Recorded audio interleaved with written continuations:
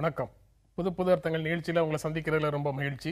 இந்த நிகழ்ச்சியில் பங்கேற்பதற்காக அனைத்து இந்திய அண்ணா திராவிட முன்னேற்ற கழகத்தின் ஆவடி குமார் அவர்களும் காங்கிரஸ் கட்சியின் கோபண்ணா அவர்களும் நம்ம அரங்கத்துக்கு வந்திருக்கிறாங்க. வணக்கம்.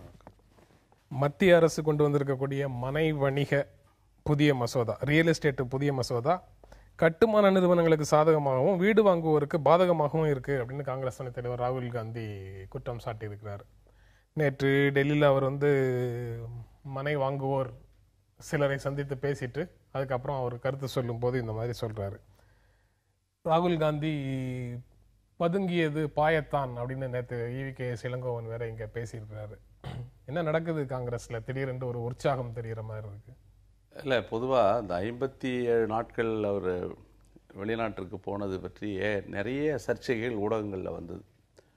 இன்றைக்கி பார்த்தா மிகப்பெரிய தயாரிப்போடு தன் செழுமைப்படுத்தி கொண்டு இன்றைக்கு மக்கள் பிரச்சனைகளை சில பேர் அறிக்கையை விடுவாங்க, ஊடகங்கள் மூலமாக கருத்து சொல்லிவிட்டு அதோடு அந்த பணியை முடித்து கொள்வார்கள். இவர்கள் பிரச்சனை எங்கே இருக்கிறதோ அந்த பிரச்சனையினுடைய ரிஷி மூலம் நதி மூலம் அறிந்து அங்கேயே சென்று அந்த மக்களோடு மக்களாக இருந்து அந்த மக்கள் மூலமாக அங்கிருந்து ஊடகங்களுக்கு அவர் கருத்து சொல்வது, அவர்கள் குரலை ஒலிப்பது என்பது நாடாளுமன்றத்தில் இப்போ சமீபமாக 3-4 முறை அவர் உரையாற்றி மிக மிக பக்குவப்பட்ட ஒரு நாடாளுமன்றவாதியாக எனக்கு அவரை பேசுகிற போது ஃபெரோஸ் காந்தியினுடைய அந்த நினைவு தான் வருகிறது. தன்னை முற்றிலும் நன்கு தேர்ச்சி பெற்ற ஒரு நாடாளுமன்றவாதியாக உருவாகுகிற அம்சங்கள் நிறைய இருக்கு. இப்படி நேரு, இந்திரா, ராஜீவ் காந்தி அந்த வரிசையிலேருந்து விலகி நீங்க அவரை ஃபெரோஸா பாக்குறீங்க? இல்லை, ஃபெரோஸ் காந்தி ரொம்ப அறிவு கூர்மை மிக்க ஒரு நாடாளுமன்றவாதி. பிரதமராக நேரு இருந்த போதே அவர் அமைச்சில் இருந்த டிடிகே பற்றி கூடல் குற்றச்சாட்டு கூறுகிற பேராண்மை படித்த ஒரு அந்த வகையில் இன்றைக்கு ராகுல் காந்தி அவர்கள் மிகச்சிறப்பாக பணியாற்றுகிறார். இதுபோன்ற இந்த பிரச்சனையில் இந்த மனை வணிக மசோதா என்பது ரியல் எஸ்டேட் அது அதாவது அந்த குடியிருப்பு மனை வாங்குபவர்கள் அல்லது குடியிருப்பு இந்த பிளாட்டுகளில் வீடு வாங்குறவங்க பல்வேறு பிரச்சனைகள். அவர்கள் ஒப்பந்தம் ஒரு மாதிரி இருக்கும். அப்புறம் அந்த கார்பெட் ஏரியா என்பது சுவர் அதெல்லாம் சேர்க்கக்கூடாது, ஆனால் எல்லாவற்றையும் சேர்த்து மக்களை வஞ்சிக்கிற ஏமாற்றுகிற ஒரு போக்கு இருந்ததை தடுத்து நிறுத்த கடந்த ஆட்சியில் நாங்கள் கொண்டு வந்தோம். இவர்கள் 118 திருத்தங்களை கொண்டு கடந்த ஆட்சியில் இருந்த பல நல்ல அம்சங்களை எல்லாம் சிதைத்து சீரழித்து இப்போ ஒரு மசோதாவை கொண்டு வந்திருக்காங்க. அதை ராகுல் காந்தி எதிர்க்கிறார். ஐக்கிய முற்போக்கு கூட்டணி ஆட்சியில் கொண்டு வரப்பட்ட மசோதாவில் பல சாதகமான அம்சங்கள் மனை வாங்குவோருக்கு சாதகமாக இருந்தது, கட்டுமான நிறுவனங்களுக்கு சாதகமாக இல்லை. ஆனால் இப்போ செய்யப்பட்ட 118 திருத்தங்களும் அவர்களுக்கு சாதகமாக, கட்டுமான நிறுவனங்களுக்கு சாதகமாகவும் மனை வாங்குவோருக்கு எதிராகவும் இருக்கு அப்படிங்கிற குற்றச்சாட்டை நீங்க எப்படி பார்க்குறீங்க? இல்லை, இந்த மசோதாக்கள் எல்லாம் ஏற்கனவே காங்கிரஸ் அரசாங்கம் அறிமுகப்படுத்திய கொண்டு வந்த சட்டங்களுடைய திருத்தங்கள் தான். திருத்தங்கள்ங்கிறது முக்கியமானது தானே குமார்? திருத்தங்கள்ங்கிறது எந்த விதமான திருத்தங்களை நாம மேற்கொள்ள, அதுதான் சொல்ல வரேன். இது என்னன்னா எல்லா மசோதாக்களுமே சட்டமாக்கப்படுகின்ற பொழுதே நாங்கள் எதிர்த்தோம். இது முழுக்க ஒரு கார்பரேட் மயமாக்குகின்ற முதலாளிகளுக்கு நடைபாவாடை விரிப்பதற்காக என்று திட்டமிட்டு உலக வங்கியினுடைய அறிவுறுத்தலின் பேரில் இந்திய அரசாங்கம் அதற்கு விலை போய்விட்ட காரணத்தால் உருவாக்கப்பட்ட சட்டங்கள். அந்த சட்டங்களில் இப்போ அந்த சட்டங்கள் உருவாக்குவதற்கு காரணமாக இருந்தவங்களுக்கு தான் இது யாருக்காக உருவாக்குனாங்க அவங்களுக்கு தான் தெரியும். உருவாக்கி கொண்டு வரும்போது, ஐக்கிய முற்போக்கு கூட்டணி கொண்டு வரும்போது கட்டுமான நிறுவனங்கள் தங்களுடைய அதிருப்தியை வெளிப்படுத்தின அப்படிங்கிற செய்தி உண்மைதான். அது இறுதி வரைக்கும் அவங்களுக்கு சாதகமாக இல்லைங்கிற உணர்வோடையே தான் அவங்க இருந்திருக்கிறாங்க. அதாவது அவங்க அவங்களுக்கு சாதகமாக கொண்டு வந்தாங்களா பாதகமாக கொண்டு வந்தாங்களான்றதை விட இந்த சட்டத்தின் வழியாக அவங்க எதை நிறுவ முயற்சித்தார்கள் என்பதுதான் இதில் பிரச்சனை. அவங்க இப்போ கட்டுமான நிறுவனங்கள் தொழில் செய்யணும்னா அவங்க முதலீடை செய்யணும்னா அவங்களுக்கு பாதுகாப்பு தேடத்தான் செய்வாங்க. அதனால இவங்க இப்படி ஒரு மசோதாவை கொண்டு வருகின்ற பொழுது 2 பேருக்கும் பாதகமா இல்லாம ஒரு மசோதா சட்டத்தை உருவாக்கி இருந்தாங்கன்னா இந்த பிரச்சனை இவங்களே சொல்றாங்க. ஒருத்தருக்கு சாதகமா நாங்க செய்யணும்னு சொல்ல, இன்னைக்கு பாதிக்கப்பட்டவங்க முறையிட சொல்ல ஒரு அரசாங்கம் சமப்படுத்துறதுக்கு முயற்சி பண்றது தவறில்லை. ஆனா இன்னும் அந்த மசோதா இன்னும் தாக்கல் ஆகல. அது எப்படி தாக்கல் பண்ண போறாங்கன்னு அந்த வடிவத்தை பார்த்து தான் சொல்ல முடியும். ஆனா இவங்க அதுக்கு முன்னாலேயே இதை சொல்றாங்கன்னா இவங்க அந்த திருத்தத்தை திசை திருப்புவதற்கு இவங்க ஏற்கனவே இவங்க யாருக்காக கொண்டு வந்தாங்களோ அவங்களுக்கு அதுல பலன் இல்லை என்ற நிலையை விட இவங்க அந்த மசோதாவினுடைய நோக்கத்திலிருந்து திசை திரும்பி விட போகிற அக்கறை தான் அதுல தெரியுது. இல்ல அதாவது உண்மையிலேயே பாதிக்கப்பட்ட மக்களுக்காகத்தான் ராகுல் காந்தி பேசுறார். இந்த மசோதா அறிமுக நிலையில இப்போ ஒத்தி வைக்கப்பட்டிருக்கு. ஏன்னா எதிர்ப்பு காரணமாக மாநிலங்களவையில் இது ஏற்கனவே நாங்கள் கொண்டு வந்த மசோதாவிலிருந்து முற்றிலும் மாறுபட்ட, அதாவது அங்கே மனை இந்த ப்ரொமோட்டர்ஸ், அந்த ரியல் எஸ்டேட் அவர்களுக்கு சாதகமாக இருக்கிறது என்கிற அடிப்படையில் தான் எதிர்ப்பு இன்றைக்கு இருக்கே தவிர இதில் நாங்கள் கொண்டு வந்ததை விட பல மடங்கு பாதகமான ஒரு மசோதாவை கொண்டு வருவது தான் நாங்கள் எதிர்க்கிறோம். அதாவது பாதகத்தில் சிறிய பாதகமா பல மடங்கு பாதகமானு நாங்கள் பார்க்க விரும்பல. ஆக ஒரு பாதகமான மசோதா ஏற்கனவே சட்டமாக்கப்பட்டு விட்டது. அதுல இந்த அரசாங்கம் அவங்களுடைய பங்கு அவங்க செஞ்சாங்க, இவங்களுடைய பங்கை இவங்க செய்யறாங்க. ஆக தொடர்ந்து இது போன்ற மசோதாக்கள் என்பது இந்த நாட்டுக்கும் இந்த சட்டங்கள்லாம் ஒரு தேவையற்ற உலக பொருளாதாரத்தை உயர்த்தி பிடிக்கின்றவர்களால் கொண்டு வரப்பட்ட சட்டம். ரெண்டு பேரும் ஒரே கொள்கை தான், ரெண்டு பேரும் ஒரே நிலை தான். அதுல இவங்களுக்குள்ள உள்ள சின்ன சின்ன கருத்து வேறுபாடுகள் தான் இது போன்ற விமர்சனங்களுக்கு இன்னைக்கு அரசியல் காரணங்களுக்காக இதை இந்த மசோதாவை இந்த சட்டமாக்குவதை எதிர்த்த கட்சிகள் கையில் எடுத்துடக்கூடாதுன்றதுக்கு இவங்களே ரியாக்ட் பண்றாங்க. 1991 புதிய பொருளாதார கொள்கை, தாராளமயமாக்கல் கொள்கை நாடாளுமன்றத்தில் PV நரசிம்மராவ், டாக்டர் மன்மோகன் சிங் அறிமுகப்படுத்திய போது அதை முழுமையாக ஆதரித்த கட்சி அதிமுக. சரி, இப்ப உங்களுடைய நிலையில மாற்றம் வரலாம்ல? இல்ல அதாவது ஒரு நாடு ஒரு பொருளாதார தேக்கத்தை நோக்கி போய் கொண்டிருந்தது. எனக்கு சீனாவில் கூட வரவேற்றாங்க. அதுக்காக மொத்தத்தையும் கொண்டு போய் அவங்க கிட்ட ஒப்படைக்க சொல்லல. இன்றைக்கு எல்லா சட்டங்களும் அவங்களுக்காக உருவாக்க சொல்லல. இந்த நாட்டையே அவங்களுக்கு அடமான வைக்க சொல்லல. நீங்க ஐக்கிய முற்போக்கு கூட்டணி அரசு கொண்டு வந்ததுங்கிற ஒரே காரணத்துக்காக அதை எதிர்க்கிறீங்களா? இது இந்த திருத்தங்களை பற்றி நீங்க அதிகமாக பேச மாட்டேங்கிறீங்க. ஆனா அவங்க கொண்டு வந்தாங்க, அவங்க மசோதாவை ஆதரிக்கிறாங்களா எதிர்க்கிறாங்களா? இல்ல அந்த மசோதாக்களின் வடிவத்தை பார்க்கின்ற பொழுது அது தேவையற்ற சட்டங்களை உருவாக்குகின்ற மக்களிடமிருந்து அதிகாரங்களை கொண்டு போய் கார்பரேட் நிறுவனங்களுக்கு கொண்டு வருவதற்காக தான் உருவாக்கப்பட்டது. அதுல இந்த திருத்தங்கள் என்பது இன்னைக்கு இவங்களுடைய மனநிலையை காட்டினா கூட அப்படிப்பட்ட பொருளாதார கொள்கையை வகுத்தது அவங்க தான், காங்கிரஸ் அரசாங்கம். அதனுடைய நீட்சியாக இவங்க இதை செய்யறாங்க. ஆக ஒரு பாதகம் வந்துட்டதுக்கு பிறகு அதுல பாதகத்துல பெரிய பாதகம் சின்ன பாதகம் என்று பார்க்கறத விட அந்த பாதகத்தை உருவாக்கியது யார், அதுக்கு வழிவகுத்தது யார், ஏன் அப்படி அதை உருவாக்குனாங்கிறத எங்களுடைய கேள்வி. அந்நிய முதலீட்டுக்காக 100 கோடி ரூபாய் மாநாடு நடத்துகிறவர்கள் காங்கிரஸ் பொருளாதார கொள்கை எதிர்ப்பது ரொம்ப ஆச்சரியமா இருக்கு. இல்ல காங்கிரஸ் பொருளாதார கொள்கையை எதிர்க்கிறோன்றது இல்ல, இந்தியாவினுடைய பொருளாதார கொள்கையை பின்பற்றி தான் மாநில அரசாங்கம் செயல்பட முடியும். நாங்க போய் அதுக்கு மாறுபட்ட ஒரு கொள்கை நிலையை வடிவமைக்க முடியாது. இந்திய பொருளாதாரம் தமிழ்நாடு தனியாக இல்ல, இந்தியாவின் ஒரு பகுதியாக தான். மத்திய அரசுடைய கொள்கைகளை மத்திய அரசு கொண்டு வரும்போது அந்நிய முதலீட்டை எதிர்க்கிறது, இவங்க அந்நிய முதலீட்டுக்கு முயற்சி செய்யறது ஒரு முரண்பாடு தானே?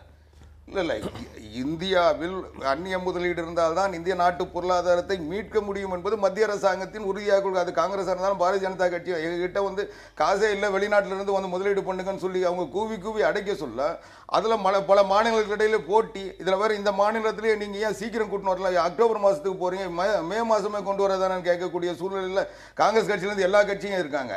இப்படிப்பட்ட நிலையில் ஒரு அரசாங்கம் இதை புறக்கணித்தால் இந்த மாநிலத்தினுடைய வளர்ச்சியை நாங்கள் தடுத்து விட்டோம் என்ற நிலையை உருவாக்குவாங்க. அதனால நாங்க அதை வரவேற்கின்ற சூழ்நிலையில் இருக்கிறோம். அதுல கூட இந்த மாநிலத்துக்கு பாதிப்பு இல்லாத, இந்த மாநிலத்துக்கு தேவைப்படுகின்ற முதலீடுகளை நாங்கள் எதிர்பார்த்து காத்திருக்கிறோம். ராகுல் காந்தி சொன்னதுல ஒரு விஷயம் இருக்கு, அதுக்கப்புறம் இங்க திராவிட முன்னேற்ற கழக தலைவருடைய அறிக்கையில ஒரு விஷயம் இருக்கு. ரெண்டையும் சேர்த்து சொல்லணும்னா, புதிய நிலம் கையக மசோதாவானது விவசாயிகளையும் பழங்குடியினரையும் பாதிக்கிற வகையில இருக்கு. மத்திய அரசினுடைய நிலம் கையகப்படுத்துற மசோதா.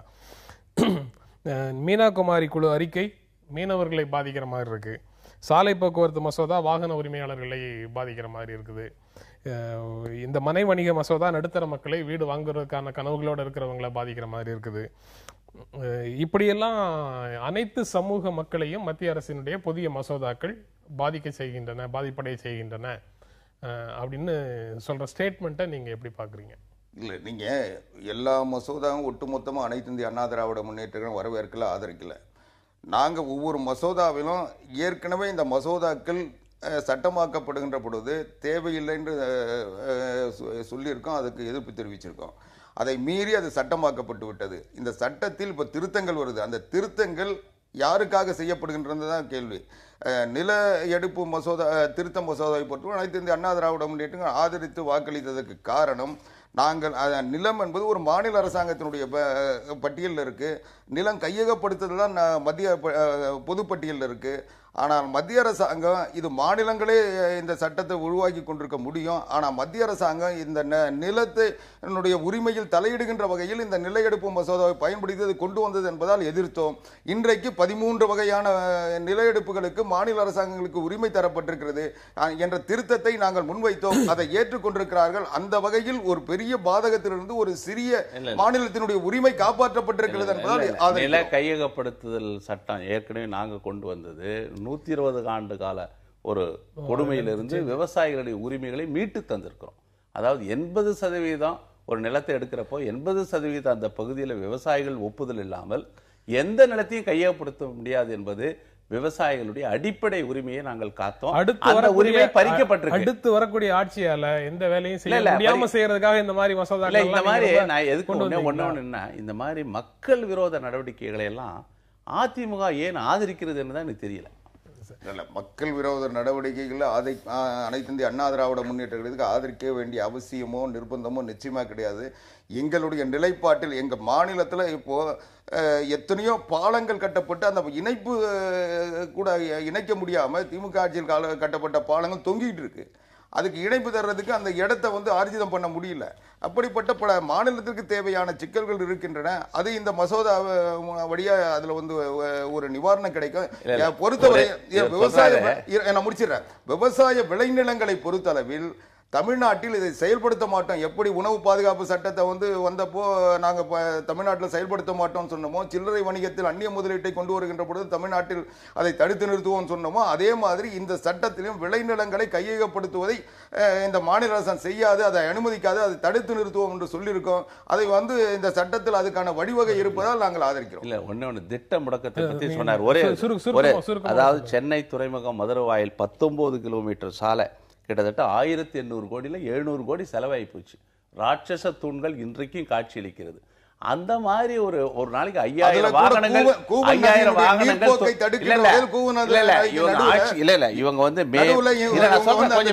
கொஞ்சம் மே மாசம் ஆட்சிக்கு வராங்க. 10 மாதங்கள் அந்த கட்டுமான பணி நடக்கிறது. அதெல்லாம் பார்த்து கொண்டு திடீரென்று ஒரு பொதுப்பணித்துறை மூலம் தடையாணை வருகிறது. அது உயர்நீதிமன்றம் அந்த தடையாணை ரத்து செய்து விட்டது. இப்போ உச்ச நீதிமன்றத்தில் மேல்முறையீடு செய்து இந்த துறைமுகத்துல பெரும் பிரச்சனையே இந்த வாகன நெருக்கடி தான். நீரோட்டத்தை தடுக்கின்றதுனால தடுத்தோம். இது மட்டும் இல்ல, மீத்தேன் எரிவாயு கொண்டு வருகின்ற திட்டத்தை கூட நாங்கள் தடை போட்டோம். ஆக இந்த மாநிலத்திற்கு எது பாதகம் தருகின்றதோ அந்த மக்களுக்கு எதிர் ஏற்படுவது இல்லையோ அதையெல்லாம் தடுத்து நிறுத்தும். நம்ம தொடர்ந்து பேசலாம். ஒரு இடைவேளைக்கு பிறகு விடுதலை சிறுத்தைகள் பங்கேற்கும் கூட்டணி அரசை உருவாக்குவோம் அப்படின்னு தொல் திருமாவளவன் சொல்றாரு. காங்கிரஸ் கட்சி சொல்பவர் தான் அடுத்த முதல்வர்னு இளங்கோவன் பேசுறாரு. 20 அமைச்சர்கள் கொண்ட கூட்டணி அமைச்சரவை அடுத்து வரும் அப்படின்னு இளங்கோவன் பேசுறாரு. இதெல்லாம் அடுத்து வரக்கூடிய ஆட்சியை பற்றிய பேச்சுக்களாக இருக்கு. இதை பற்றி ஒரு இடைவேளைக்கு அப்புறம் நம்ம தொடர்ந்து பேசலாம். 2016ஆம் வருஷம் நடக்கிற சட்டமன்ற பொதுத் தேர்தலில் விடுதலை சிறுத்தைகள் ஒரு முக்கியமான பாத்திரம் வகிக்கும். விடுதலை சிறுத்தைகள் பங்கேற்கும் கூட்டணி அரசை உருவாக்கிட உரிய முயற்சிகளை மேற்கொள்ளும் அப்படின்னு நேற்று திருமாவளவன் பேசியிருக்கிறாரு. நேற்று காங்கிரஸ் கட்சியிலிருந்து பேசும்போதும் 20 அமைச்சர்கள் கொண்ட கூட்டணி அமைச்சரவை தான் அடுத்து தமிழகத்தில் இருக்கும் அப்படின்னு சொல்றாங்க. காங்கிரஸ் யாரை நோக்கி கை காட்டுகிறதோ அவர் தான் முதலமைச்சர் அப்படின்னு சொல்லியும் காங்கிரஸ் பேசுது. இந்த பேச்சுக்களை எல்லாம் ஆவடிக்குமார் நீங்க எப்படி பாக்குறீங்க? இது ரெண்டும் ஒப்பிட்டு பார்க்க சொல்ல காங்கிரஸ் தரப்புல பேசப்பட்டது பேராசையினுடைய வெளிப்பாடு. திருமாவளவன் விடுதலை சிறுத்தைகள் பேசியிருக்கிறது யதார்த்தத்தினுடைய சூழ்நிலை. இதில் என்னன்னா, இன்றைக்கு காங்கிரஸ் கட்சி 20 இடத்துல போட்டியிடக்கூடிய தகுதி பெற்ற கட்சியான சந்தேகம். இந்த நிலையில் 20 அமைச்சர்கள் வருவார்கள் தான் அபரிமிதமான ஆசை, பேராசை. இதில் அவங்களுக்கு என்னன்னா, இன்றைக்கு காங்கிரஸ் கட்சியிலிருந்து தமாக பிரிந்து போனதுக்கு பிறகு இன்றைக்கு ஜி.கே. வாசன் தலைமையில் ஒரு பெரிய எழுச்சி தொண்டர்கள் மத்தியில் உருவாகி இன்றைக்கு காங்கிரஸ் என்பது தமாகவை நோக்கி நகர்ந்து விட்ட சூழ்நிலையில் தங்களுடைய பலகீனங்களை மறைப்பதற்காகவும் தங்களுடைய இருப்பை வெளிப்படுத்துவதற்காகவும் இன்றைக்கு குஷ்புவை பயன்படுத்தி கூட்டம் சேர்ப்பதும் இது போன்ற பரபரப்பு அவதூறுகளை பரப்பி அதன் வழியாக காங்கிரஸ் கட்சி ஆரோக்கியமாக இருக்கிறது என்று சொல்லுவதும், அதைவிட இன்றைக்கு காங்கிரஸ் என்றால் ஈவி.கே. இளங்கோவன் தன்னை மட்டுமே நிலைநிறுத்திக் கொள்ள வேண்டும், அதில் இருக்கின்ற மூத்தவர்களை அந்த கட்சியில் பாரம்பரியமாக வந்தவர்களை எல்லாம் புறக்கணித்து விட்டு எல்லோரையும் வெளியேறி விடுங்கள், நாங்கள் பார்த்துக் கொள்கிறோம் என்று சொல்லுகின்ற மனநிலை என்பதே இன்றைக்கு காங்கிரஸை யாருக்கோ அடகு வைப்பதற்கு துடிக்கிறார் என்பதுதான் அவருடைய செயல்களின் பேச்சுக்களின் வெளிப்பாடாக இருக்கிறது. இல்ல அதாவது வரலாறு எவ்வளவு விசித்திரமான மாற்றங்களை கொடுக்குது அப்படின்னு பாக்குறேன். தமிழ் மாநில காங்கிரஸ்ங்கிற ஒரு கட்சி உதயமாகும் போது அது அதிமுகவோட காங்கிரஸ் கூட்டணிக்கு எதிராக உருவாச்சு. இப்போ தமாகவுக்கு ஆதரவா அதிமுக குரல் ஒலிக்கிறது. நீங்க வேறு திசையில கொண்டு அடகு வைக்க முயற்சி செய்யறீங்களோ? எங்கள் கட்சியை அடகெல்லாம் வைக்கவே முடியாது. இது ஒரு மாபெரும் இயக்கம். இது இந்த இயக்கத்தை வெள்ளைக்காரனாலேயே அடகு வைக்க முடியல, எங்களை அடக்கி ஆள முடியல. நாங்கள் யாருக்கும் அடங்க மாட்டோம். அடங்க மறுக்கிற இயக்கம். இதுக்கு அப்படிலாம் அடக்கிட முடியாது. ஒரு விஷயம், தமிழ்நாட்டில் எப்படியுமே ஒரு 1984 பார்த்தீங்கன்னா அப்போ ஏடிஎம்கே வந்தது, 89 டிஎம்கே வருது, 91 ஏடிஎம்கே, 96 டிஎம்கே, 2001 ஏடிஎம்கே, 2006 டிஎம்கே, 2011 ஏடிஎம்கே, 2016 ஒரு மாற்று அதிமுகவுக்கு மாற்று தான் இந்த தமிழ்நாட்டில் வரணுன்றது இந்த அரசியல் சரித்திரத்தினுடைய கணக்கு. இன்னைக்கு இவ்வளவு நேரம் நிறுவ முயற்சி செய்தது 2016 ஆட்சி மாற்றம் ஏற்படுவதற்கான அறிகுறிகள்லாம் ரொம்ப நாளா ஆரம்பமாயிடுது. அந்த ப்ராசஸ் ஹஸ் பீன் ஸ்டார்டட். அதுக்கு தான் இப்போ ஈவி.கே. இளங்கோவன் நவம்பர் 1 தலைமை பொறுப்பு. இப்போ தொடர்ந்து இந்த 5-6 மாதங்களாக மொமெண்டம் அப்படி என்று சொல்வார்கள். அது ஒரு பெரிய உற்சாகம். அதிமுகவுக்கு எதிர்ப்பு இந்த அலை உருவாக ஆரம்பித்து விட்டது. அதைத்தான் நேற்றைய பேரணி காட்டுகிறது. மிக மிக எழுச்சி மிக்க பேரணி. காங்கிரஸ் வரலாற்றில் சமீப ஒரு 7-10 ஆண்டுகள்ல இப்படி ஒரு பேரணி, ஸ்பான்டேனியஸ் கிரவுட் இதை அவ்வளவு பெரிய கிரவுட். என்னன்னா, இந்த பிரிண்ட் மீடியா சில மறைத்தாலும், நாளேடுகள் சிலவற்றை மறைத்தாலும், சில உளவுத்துறையினருடைய வற்புறுத்தல் மிரட்டலுக்கு பணிந்து செய்தி வெளியிட மறுத்தாலும், இன்னைக்கு தொலைக்காட்சி ஊடகங்கள் மூலமாக அந்த பேரணியினுடைய வலிமை இந்த உலகத்துக்கு தெரிய. அதுக்காக தொலைக்காட்சியை நான் நன்றி சொல்றேன். இந்த பேரணி மிகப்பெரிய பேரணி, மிகுந்த நம்பிக்கையை தமிழ்நாட்டிலே உருவாக்கப்பட்டிருக்கிறது. இந்த காங்கிரஸ் கட்சியெல்லாம் அப்படிலாம் யாருக்கிட்டையும் நாங்கள் அப்படியெல்லாம் இருந்து என்னன்னா, திருமாவளவன் சொல்லியிருக்கிறது ஒரு தலித் மக்களுடைய விளிம்பு நிலை மக்களுக்காக போராடுகிற ஒரு அமைப்பு. அந்த அமைப்பினுடைய தலைவர் அடுத்து விடுதலை சிறுத்தைகள் பங்கேற்கிற ஒரு கூட்டணி அரசு. ஏன்னா ஆட்சியில் அதிகாரத்தில் இளங்கோவன் சொல்ற கூட்டணி அரசும் ஒரே அரசா? தமிழ்நாட்டில் பாஜக நான் சொல்றேன் ஒரே அரசா? நான் சொல்றேன் பாஜக அதேதான். பாஜக அதிமுக அல்லாத ஒரு மதசார்பற்ற ஊழலுக்கு எதிரான வகுப்புவாதத்தை எதிர்க்கக்கூடிய ஒரு வலிமையான விரிவான கூட்டணி உருவாக ஆரம்பித்து விட்டது. ஆனா இன்னைக்கு கூட்டணி உடனே உருவாகாது. உருவாவதற்குரிய நிகழ்வுகள் அங்க நாங்க பேரணி நடத்துகிறோம். மதுரையில திருமாவளவன் மிகப்பெரிய பிரம்மாண்டமான கூட்டத்தை நடத்தி இருக்கிறார். திராவிட முன்னேற்ற கழகம் ஒரு பக்கம், அது மாதிரி புதிய தமிழகம் ஒரு பக்கம். இப்படி அதாவது இந்த இயக்கங்களை எதிர்க்கிறவர்கள் எல்லாம் வேகமாக செயல்பட ஆரம்பிச்சிருக்காங்க. ஆவடிக்குமார் 20 பேர் கூட கண்டெஸ்ட் பண்ண முடியாது, போட்டியிட முடியாது கட்சி அப்படின்னு சொன்னீங்க. ஆனா நேற்றைய கூட்டத்துல வந்திருக்கக்கூடிய தொண்டர்களுடைய கூட்டத்தை பார்த்து மகிழ்ச்சியோட இருக்கிறாங்க. இல்லை, அவங்க மகிழ்ச்சியில் நான் குறுக்கிட விரும்பவில்லை. போவோம், அவங்க நீண்ட நாளுக்கு பிறகு ஒரு கூட்டத்தையாவது சேர்க்க முடிஞ்சதுன்ற ஆறுதல் அவங்களுக்கு அந்த மகிழ்ச்சியை தந்திருக்கோம். என்னை பொறுத்தவரைக்கும் காங்கிரஸ் 2006 தேர்தலில் 34 இடங்களில் வெற்றி பெற்று இவங்களுடைய தயவில் திமுக ஆட்சியில் முதலமைச்சர் பொறுப்பையும் ஆட்சி பொறுப்பையும் ஏற்றாங்க. அப்போது தமிழ்நாடு காங்கிரஸ் கமிட்டியினுடைய சட்டமன்ற உறுப்பினர்கள் தேர்ந்தெடுக்கப்பட்டவுடன் முதல் கூட்டம் மறைந்த மரியாதைக்குரிய சுதர்சனம் அவர்கள் தலைமையில் நடந்தது. அதில் போடப்பட்ட முதல் தீர்மானம் ஆட்சியில் பங்கு. அதுதான் தமிழ்நாடு சட்டமன்ற காங்கிரஸ் கட்சியினுடைய தீர்மானம். அந்த தீர்மானத்தை தமிழ்நாடு காங்கிரஸ் கமிட்டி அன்னைக்கு ஏற்றுக்குச்சு. ஆனால் 2 பேரும் ஏற்றுக்கிட்டு டெல்லிக்கு போன உடனே டெல்லியில் என்ன சொல்லிட்டாங்க, அதே அன்னைக்கு முதலமைச்சராக இருந்த கருணாநிதி, நான் டெல்லியில் பேசிக்கிறேன், உங்ககிட்ட பேச மாட்டேன் உங்கள் தீர்மானத்தை பற்றின்னு சொன்னார். அங்கே டெல்லியில் போய் அவங்க சொல்ல வேண்டியதை சொன்னாங்க. அதுக்கப்புறம் இவங்க தீர்மானத்தை தூக்கி குப்பையில் போட்டாங்க. 5 வருஷம் அந்த தீர்மானத்தை, இவங்க போட்ட முதல் தீர்மானத்தையே நிறைவேற்ற முடியாத ஒரு கட்சி, இவங்களை வந்து எங்கே சுவிட்ச் போட்டு ஆஃப் ஆவாங்க, எங்கே சுவிட்ச் போட்டு ஆன் ஆகுன்றது கண்ட்ரோல் வந்து கருணாநிதிக்கு தெரியும். அதனால இவங்க கருணாநிதியை மறுபடியும் நம்புறாங்க. அதனால எந்த சூழ்நிலையும் இவங்க ஆட்சியில் உட்கார வைக்கிறது கருணாநிதி அனுமதிக்க மாட்டாரு. அதுதான் வரலாறு.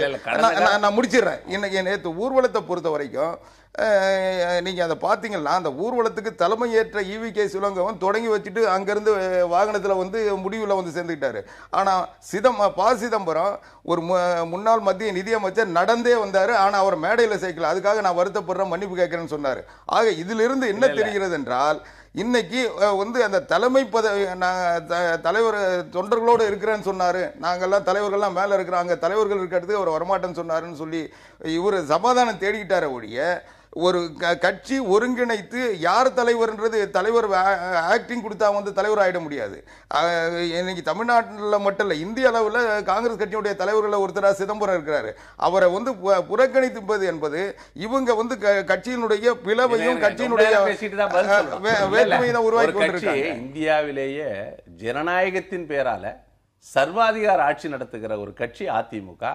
நான் கேட்கிறேன், எங்க கட்சியில விமர்சனங்களை வைக்கலாம், சோனியா காந்தி விமர்சனம் செய்து இந்த ஊடகத்தில் நான் பேசுவேன், ராகுல் காந்தியை தவறு என்று நான் என்னால் சொல்ல முடியும்.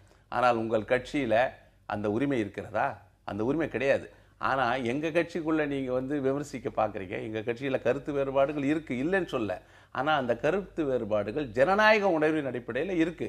அன்றைக்கு மேடையில அவர் இருந்தார், சிதம்பரம் அவர்கள் தொடக்கி வைப்பதாக இருந்தது.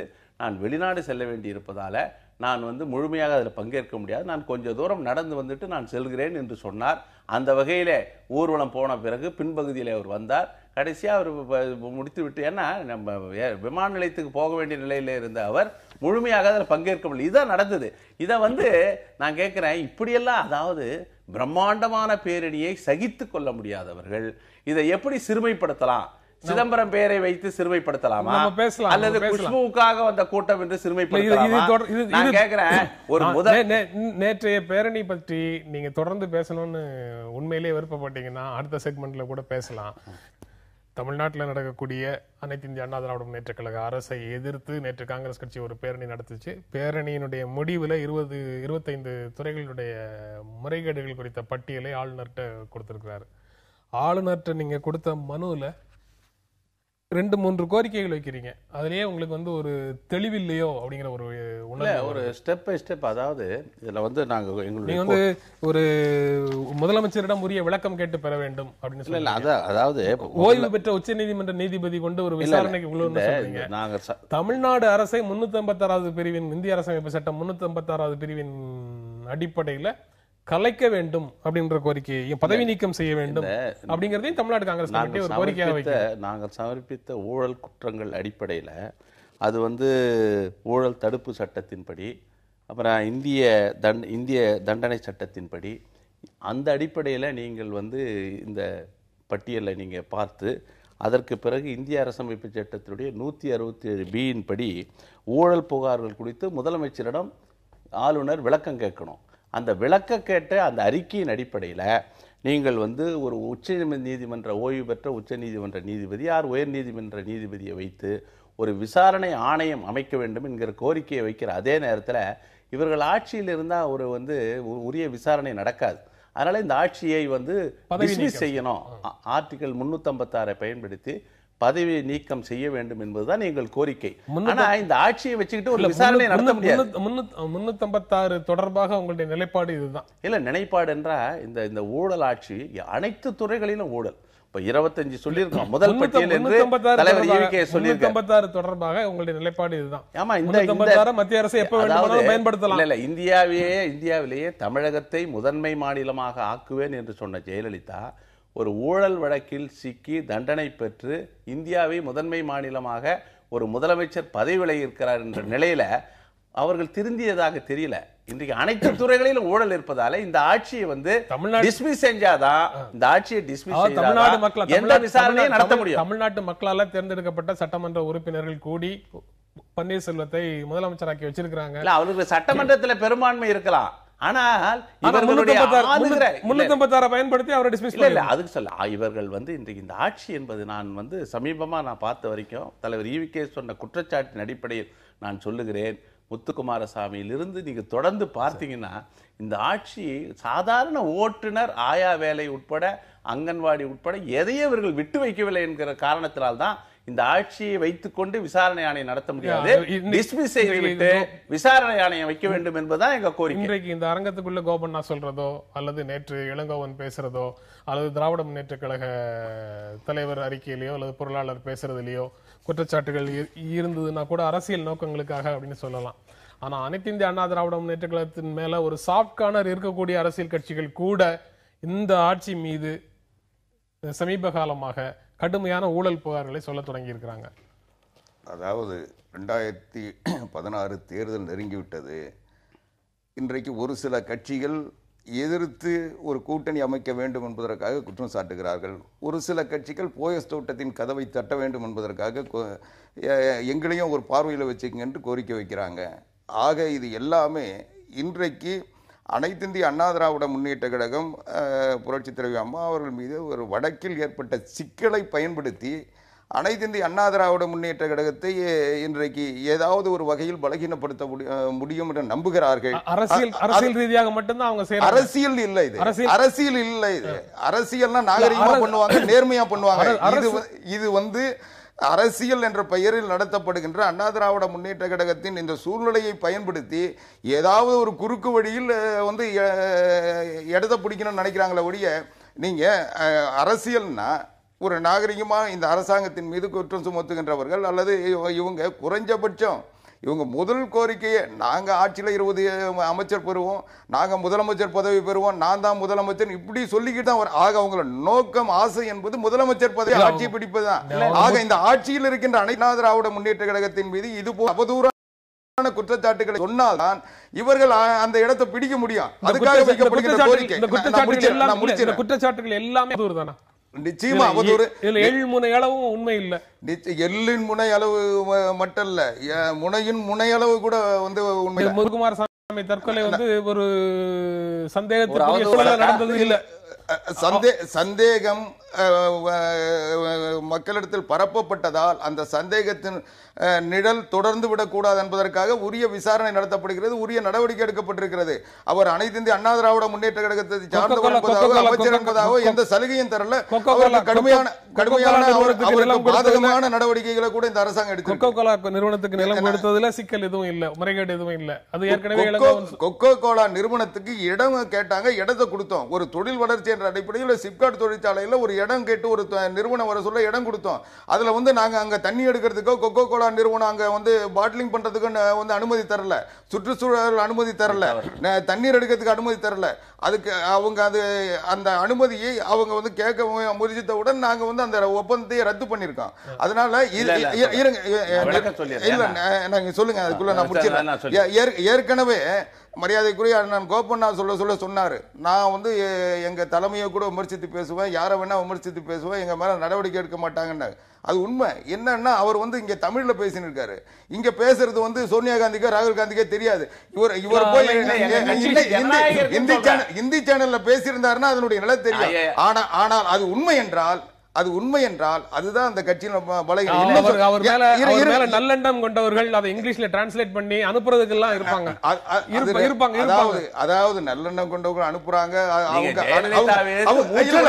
அவங்க அனுப்புறதை எந்த அளவுக்கு அவங்க படிக்கிறாங்கன்றது இன்னொரு பக்கம் இருக்கு. என்னுடைய கேள்வி சேர்த்து சொல்லுங்க. அதாவது இன்னொன்னு சொல்ல போனா இதே ஈவிகே இளங்கோவன் கூட தன்னுடைய மகன் சேர்ந்து இவர்களும் வெளியேறினால் கட்சி நல்லா இருக்குன்னு சோனியா காந்தி பத்தியே சொன்னவர் தான். அதனால அது வந்து அவங்க சுதந்திரம், இன்னொரு வகையில் பலகீனம் இல்ல. நான் கேட்கிறேன், அதிமுகவில் இந்த மூத்த தலைவர்களை நடத்தின விதத்தெல்லாம் பார்த்து விட்டு எங்களுக்கு போதனை சொல்வதற்கு அதிமுகவில் ஆவடி குமாருக்கு எந்த உரிமையும் கிடையாது. நான் சொல்றேன், நாங்க சொல்லப்பட்ட குற்றச்சாட்டுகள்ல முத்துக்குமாரசாமி அவதூறு குற்றச்சாட்டா? அதாவது 20ஆம் தேதி தற்கொலை செய்து கொள்கிறார். 23ஆம் தேதி காலை இந்து பத்திரிகையில சிங்கிள் கால செய்தி சுதாகர் என்கிற அந்த பத்திரிகையாளரை நான் இன்றைக்கும் நெஞ்சார பாராட்டுகிறேன். துணிச்சலோடு முதல் பக்கத்தில் அந்த செய்தி வந்தது. அதை வைத்துக்கொண்டு முதல் அறிக்கை விட்டவர் தலைவர் EVKS. அந்த அறிக்கை தான் இன்றைக்கு தமிழ்நாட்டினுடைய ஒரு ஊழல் ஆட்சியை ஆட்டி அசைத்து இருக்கிறது. இன்னைக்கு பாத்தீங்கன்னா அந்த முத்துக்குமாரசாமி எவ்வளவு அநீதி, எவ்வளவு பெரிய கொடுமை. அவன் வந்து ட்ரெயின்ல போய் தற்கொலை செய்து கொள்ளுற அளவுக்கு மன உளைச்சல் ஏற்படுத்திய ஆட்சியாளர்கள் இதெல்லாம் வந்து என்னைக்காவது ஒரு நாள் இவங்களுக்கு வந்து இதுக்கு பதில் சொல்லி தானே ஆகணும். அடுத்து எடுத்துக்கோங்க, தயவு செய்து நீண்ட நேரம் பேசிட்டேன். நான் உடனே அந்த முத்துக்குமாரசாமி நான் சொல்றேன் அவதூறுன்னு சொன்னதுக்கு நான் சொல்றேன். ஒரு எடுத்துக்கோங்க. இப்போ மின்சாரம் இருக்கு, ₹3.50 மேல நீங்க வாங்கக்கூடாது என்று மின்சார ஒழுங்குமுறை ஆணையம் ஜூன் 2013 இவங்களுக்கு ஆணை பிறப்பிக்கிறது எலக்ட்ரிசிட்டி போர்டு. இவர்கள் 2950 மில்லியன் யூனிட்டை வாங்கி ₹5212 வந்து பணம் செலுத்தியிருக்காங்க. இதுல நமக்கு பயனாளிகள் கிட்ட இருந்து வர்றது 1220 கோடி. அதுல இழப்பு மட்டும் 4293 கோடி ஒரு ஆண்டுக்கு. யாருடைய பணம்? வரி பணம், மக்கள் பணம். யாருக்கு கொடுக்கறீங்க? வெளி மாநிலங்களில் இருக்கிற சில தனியார் மின் உற்பத்தி செய்கிறவர்களுக்கு கொடுக்கிறீர்களே, இது ஊழல் கிடையாதா? தனியார்ட்ட வாங்கக்கூடாதுங்கிறது வாங்கக்கூடாது என்ற கொள்கை இல்ல. நீ மத்திய மின் தொகுப்பு நிலையங்கள்லாம் வந்து ₹3000 கொடுக்குது, நீங்க ₹12000 உங்களுடைய ஆதரவோடு நடந்த ஆட்சியில வந்து வெளியில இருந்து வாங்கவே இல்ல. வாங்கவே இல்ல. நான் என்ன சொல்றேன், கடந்த ஆட்சி காலத்தில் வாங்கப்பட்டதுன்னா இன்றைக்கு வந்து அது என்ன தெரியுங்களா, காலப்போக்கில் அது ₹12000 வரைக்கும் விலை ஏறி இருக்கிறது. அன்றைக்கு நீங்க இந்த மின்சார கொள்முதல் குறித்து அன்றைக்கு நீங்க கேள்வி நான் என்ன சொல்றேன், இல்ல அன்றைக்கு நீங்க கேள்வி எழுப்பலாம், இன்னைக்கு எழுப்ப கூடாதுங்கிற சென்ஸ்ல நான் கேட்கல. அன்றைக்கு வந்து ₹12000 அளவுக்கு அந்த விலை உயரல. இவங்க காலப்போக்கில் அதை உயர்த்திருக்காங்க. ஏன்னா அக்ரிமெண்ட்ல படிக்கணும்னா பேஸ் டாரிஃப் ரேட் வந்து ₹3000 தான். இவர்கள் பின்னால போக்குவரத்து செலவு அதை இங்கே கொண்டு வரதுல செலவு என்று சொல்லி ₹12000 என்று போட்டு மிகப்பெரிய ஊழல். நான் சொல்றேன் அந்த நிறுவனத்துக்கு போச்சு இல்ல அந்த பணம். இவங்க ஊழல்னு நீங்க எப்படி சொல்றீங்க? இல்ல ஊழல்னா இதுல வந்து நிறுவனத்துக்கு இவர்கள் செலுத்தினால் கூட அதுல வந்து இவர்களுக்கு வந்து உரிய தொகை பெற்றார்கள் என்பதுதான் குற்றச்சாட்டு. அதுக்கான ஆதாரம் ஆதாரத்தை தான் நாங்க சட்டமன்ற நாங்க தான் இந்த ஊழல் புகார்ல சொல்லி இருக்கோம். நீங்க அங்கிருந்து நீங்க வந்து இவ்வளவு அதிகமா பணம் கொடுத்து வாங்குறீங்கங்கறத நீங்க சொல்றீங்க. ₹3000 மேல வாங்க கூடாது என்று சொல்றோம். நீங்க ₹12000 வாங்கும்போது அந்த உள்நோக்கம் என்ன? உள்நோக்கம் என்ன?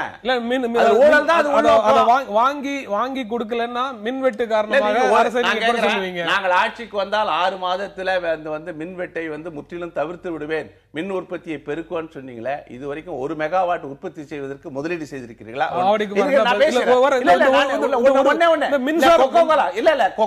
மின்சாரம் தொடர்பாக ஒரு பதில் சொல்லட்டும். மின்சாரம் இது என்னன்னா, அதில் அவர் பேச்சினுடைய மரியாதைக்குரிய கோபண்ணா அவருடைய பேச்சில் ஆரம்பத்துக்கு முடிவும் பார்த்தீங்கன்னா அதோடைய முறை தெரியும். ஒரு வகையில் என்ன சொல்றாரு, இந்த அதிக விலை கொடுத்து வாங்கினாங்க, இது எல்லாமே கடந்த ஆட்சி காலத்தில் போடப்பட்ட புரிந்துணர்வு ஒப்பந்தங்கள். நான் முடிச்சிடுறேங்க. ஒப்பந்தங்கள். ரெண்டாவது, அந்த எரிபொருளுடைய விலை, இடுபொருட்களுடைய விலையை ஒட்டி தான் விலை நிர்ணயம் செய்யப்பட வேண்டும் என்பது அந்த ஒப்பந்தத்தில் இருக்கிற சரத்து. அது மட்டும் இல்லை, அந்த மூலதன செலவை ஒட்டி இத்தனை ஆண்டுகளுக்கு இந்த கம்பெனி ஆரம்பிச்சு அந்த கம்பெனியிலிருந்து மின்சாரத்தை அரசாங்கம் வந்து வாங்கிக் கொள்ளும் மின்சார வாரியன்றது ஒப்பந்தம்.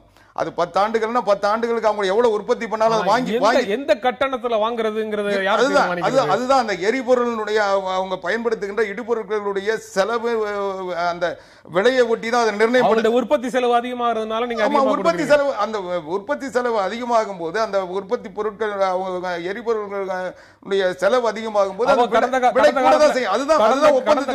கடந்த ஆட்சி காலத்துல திமுக அதிக விலை கொடுத்து வாங்கி இருந்தாலும் நியாயமானது. இல்லங்க, அந்த ஒப்பந்தப்படி அது சரியானது. அவர்கள் வந்து என்ன ஒப்பந்தம் போட்டாங்களோ அந்த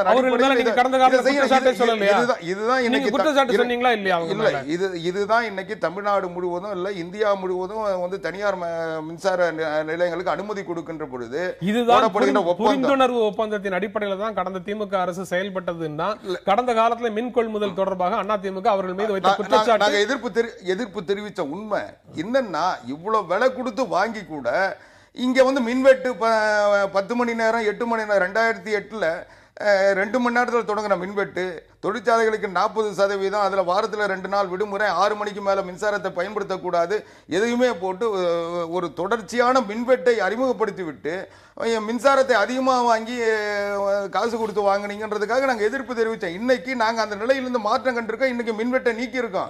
தடை வேணா ஒரு சில இடங்கள்ல இருக்கலாமே ஒழிய ஒட்டுமொத்த மின்வெட்டு நீக்கப்பட்டிருக்கிறது. அதாவது ஒழுங்குமுறை ஆணையம் 3000 ரூபாய்க்கு மேல வாங்கக்கூடாது என்று 2013 ஆணை பிறப்பித்த பிறகு அதை புறக்கணித்து விட்டு 12 ரூபாய்க்கு வாங்கியதில் ஊழல் நடந்திருப்பதாக எங்க குற்றச்சாட்டு. ஒண்ணு கொக்கோ கோலா பத்தி சொன்னார். அதாவது ஒரே ஒரு ரிக்வெஸ்ட், 25 இது வச்சிருக்கீங்க, 25 நிமிஷம் கூட நான் பேச முடியாது. இது மட்டும் கொக்கோ கோலா மட்டும் நான் சொல்லலாம். கன்சல்டேட் பண்ணி சொல்ல இல்ல கொக்கோ கோலா வந்துங்க 500 கோடி முதலீட்டுல அவங்க தொடங்குறாங்க. சிப்காட் அரசுனுடைய இடம். அதுல வந்து 99 ஆண்டு குத்தகை, 1 ஏக்கர் 1 ரூபாய்க்கு. இவர் வந்து இந்த 40 லட்சம் லிட்டர் நீர் கீழ்பவானி ஆற்றில் எடுப்பதற்கு ஒப்பந்தத்திலே வகை செய்யப்பட்டிருக்கு. இதை பற்றி தலைவர் EVKS அறிக்கை விட்டதும் சட்டமன்றத்தில் அந்த தோப்பு ND வெங்கடாஜலம் என்கிற அந்த பகுதியைச் சேர்ந்த அமைச்சர் சொல்லுகிறார், இதுவரை கொக்கோ கோலாவோட தொடங்குவதற்கு எந்த அனுமதியும் அரசிடம் வரவில்லை என்று சொன்ன பிறகு மறுநாள் பத்திரிகையாளர் சந்திப்பிலே அந்த சிப்காட்டினுடைய திட்ட அலுவலர் J. சுந்தர் சிங் 15 மாதங்களுக்கு முன்பு 23/10/2014 போடப்பட்ட ஒப்பந்தத்தில் இந்த 99 ஆண்டு குத்தகை 1 ரூபாய் எல்லாமே இருக்காது. அதை நாங்கள் வெளியிட்ட உடனே வந்து இவர் வந்து சட்டமன்றத்தில் ஒரு தவறான தகவலை கொடுத்தார் அப்படின்னு சொல்லி பிரச்சனை எழுப்பப்பட்ட பிறகு இன்றைக்கு அந்த ஒப்பந்தம் ரத்து செய்யப்பட்டிருக்கு.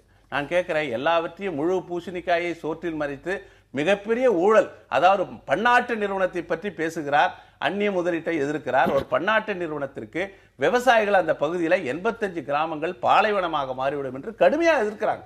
எதிர்த்த அந்த நிறுவனத்திற்கு ஆதரவாக எவ்வளவு முட்டுக்கட்டு போட்டு இவங்க எல்லாம் பண்ணிட்டு இருந்தாங்க. இன்னைக்கு வந்து EVKS எடுத்து அந்த டாக்குமெண்ட்டே எடுத்து பத்திரிகையாளர் சந்திப்பில் நகல்கள் கொடுத்த பிறகுதான் இந்த திட்டம். ஆக முத்துக்குமாரசாமி, அடுத்தது கொக்கோ கோலாவை விரட்டி அடித்த காங்கிரஸ் என்கிற ஒரு இடத்தை நாங்க பெற்றிருக்கோம். ஆக விவசாயிகளுக்காக, மக்களுக்காக போராடுகிற இயக்கமாக காங்கிரஸ் இருக்கு. அதாவது கொக்கோ கோலாவை இந்தியாவில் அறிமுகப்படுத்தியதே காங்கிரஸ். காங்கிரஸ் ஆட்சி காலத்துல கொக்கோ கோலா இந்திய முழுவதும், தமிழ்நாட்டில் இல்ல இந்தியா முழுக்க கொண்டு வந்து உலகத்திலே நாங்க தான் அறிமுகப்படுத்தி இந்தியாவோட கொக்கோ கோலாவுக்கு என்று இந்திய நிலங்களையும் நீர்வளத்தையும் தாரை வார்த்தது காங்கிரஸ். இன்றைக்கு இந்த இதுல வந்து நான் இன்னும் வந்து மரியாதைக்குரிய கோபண்ணா அவர்கள் ஓரளவுக்கு வந்து தெளிவா பேசக்கூடிய ஒரு விஷயம் புரிஞ்சவர். ஆனா இன்னைக்கு என்ன நெருக்கடிக்கு ஆளாயிட்டாரோ இந்த மாதிரி பேசுறாரு. என்னன்னா இல்ல அதாவது சிப்காட் அந்த இடத்தை கொக்கோ கோலா நிறுவனத்துக்கு தந்தது உண்மை, நான் அதை மறுக்கல. சிப்காட் நிறுவனம் வேறுது. இவர்கள் குற்றம் சாட்டக்கூடிய தோப்பு வெங்கடாச்சலம் சுற்றுச்சூழல் துறை அமைச்சர், சுற்றுச்சூழல் துறை வேறு. இன்னும் சொல்ல போனா நான் இருங்க, சிப்காட் வந்து இன்னும் பொதுத்துறை நிறுவனம் தான். அது தொழில்துறை கட்டுப்பாட்டில் தான் வருது. ஆனால் இவர் என்ன சொல்றாங்க, இவங்க தண்ணி எடுக்கிறதுக்கு அனுமதி கொடுத்தாங்கன்னு கேட்க சொல்லதான் தண்ணி எடுக்கிறது நாங்க அனுமதி தரல, கொக்கோ கோலா நிறுவனத்துக்கு எந்த அனுமதியும் எங்க துறையில் இருந்து நாங்கள் தரவில்லை என்று சொன்னார். அதாவது சிப்காட்டுக்கு இடம் தந்தது வேற, கொக்கோ கோலாவுக்கு தண்ணி தந்தது வேற. இவங்க ரெண்டையும் ஒன்னா போட்டு ஏமாத்துற முயற்சி பண்றாங்க. அதாவது சிப்காட்டுக்கு இடம் தரப்பட்டது 1 ரூபாய் விலையில இல்ல, இவங்க சொல்றதெல்லாம் உண்மை. அந்த டாக்குமெண்ட் தான் இவங்க காட்டுறாங்க. ஆனால் கொக்கோ கோலா நிறுவனம் பவானி ஆற்றிலிருந்து தண்ணீர் எடுப்பதற்கு எந்த அனுமதியும் தரவில்லை. அதுதான் எங்க கிட்ட வந்து வரலன்னு சொல்லி தோப்பு வெங்கடாசலம் சொன்னாரு. ஆக தோப்பு வெங்கடாசலத்தினுடைய துறையில இல்லாம வேறொரு துறையில தந்த தொழிற்சாலைக்கான இடஒதுக்கீட்டை இது எதையும் ஒன்னா காட்டுறாங்க. சொல்றேன், கடைசியா பல ஊழல்கள் நாங்க சொல்றோம், அதெல்லாம் நான் சொல்லிட்டு இருக்க முடியாது. லேப்டாப் ஊழல் ஒண்ணு இந்து பத்திரிகையில வந்து குறைச்சமா சொல்லிடுறேன். அதுல வந்து 3900 கோடிக்கு 21 லட்சம் லேப்டாப் வாங்கினாங்க. RTIல இந்து பத்திரிகை கேட்டிருக்காங்க. இந்த பயனாளிகள் பட்டியலை கேட்டா அந்த எல்காட்டுக்கு தெரியல. அதற்கு பிறகு பாத்தீங்கன்னா கொள்முதல் நாங்க பண்ணமே தவிர எங்களுக்கு தெரியாது. பள்ளி கல்வித்துறையை கேட்டாலும் பட்டியல் கிடையாது, மாவட்ட கல்வி கேட்டாலும் பட்டியல் இல்லை. ஆக பயனாளிகள் யார் என்று தெரியாமல் வந்து மிகப்பெரிய ஊழல் நடந்திருப்பதாக நாங்க இது மாதிரி பல பல குற்றச்சாட்டுகள் குற்றச்சாட்டுகள் சொல்றாங்க. பல இது வரைக்கும் குற்றச்சாட்டுகள் அரசியல் சொல்றாங்க. கட்சிகள் இதனுடைய அடிப்படையில நாங்க பல வகையில் ஆதாரத்தோட சொல்லி சுருக்கமாக சொல்லுங்க, நிகழ்ச்சி நிறைவு செய்யணும். பயனாளிகள் யார் என்பது தமிழ்நாட்டில் இருக்கின்ற குழந்தைகளுக்கு கூட தெரியும். மாணவர்கள் இல்ல, பட்டியல் கிடைக்கலன்ற. மாணவர்களுக்கு +1 +2 படிக்கின்ற +2 படிக்கின்ற மாணவர்களுக்கு, கல்லூரியில் படிக்கின்ற மாணவர்களுக்கு, அரசு உதவி பெறுகின்ற ஒரு அரசு கல்லூரியில் படிக்கின்ற மாணவர்களுக்கு தந்துகிட்டு இருக்காங்க. அதனால அந்த பயனாளிகள் சந்தேகம் இருந்தா அவங்க பார்வை கோளாறு. நான் இன்னொன்னு சொல்றேன், இந்த திட்டத்தை குறை சொல்ல முடியாதவர்கள், இந்த திட்டத்தினுடைய பலன்களால் இந்த அரசாங்கத்திற்கு நல்ல பெயர் வந்து விட்டது என்பதற்காக இது போன்ற பொய்யான, போலியான, அவதூறான குற்றச்சாட்டுகளை சுமத்துகிறார்கள். இந்த நிகழ்ச்சியில பங்கேற்று உங்களுடைய கருத்துக்களை பகிர்ந்து கொண்டு இருக்க எங்கள் நெஞ்சார்ந்த நன்றி. மீண்டும் சந்திப்போம். நன்றி, வணக்கம்.